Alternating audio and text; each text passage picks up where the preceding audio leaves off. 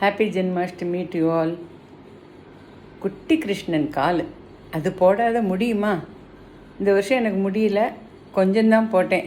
நல்ல வேளை அம்மா இல்லைன்னு நினச்சிருந்தேன். அம்மா மாத்திரம் பார்த்துருந்தா எனக்கு கோலம் போட முடியலன்னு அழுதுருப்பேன். நல்ல வேளை அவள் இல்லை, அதனாலும் கொஞ்சம் போட்டேன். அடுத்த வருஷம் விடக்கூடாது, உடம்பை சரி பண்ணிக்கணும்னு நினச்சிட்டு இருக்கேன். எங்கள் வீட்டு ஜென்மாஷ்டமியை நான் ஷேர் பண்ணுறேன். இப்போ கிருஷ்ணா वृष्टिवर यादवा राधिके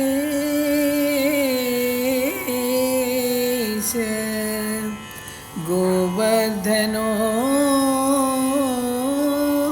धरण कंसविनाशशौरे पाण्डुसुदैकबन्धो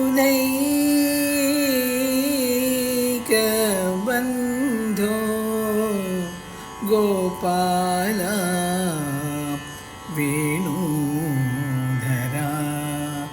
जिह्वे जपेति सततं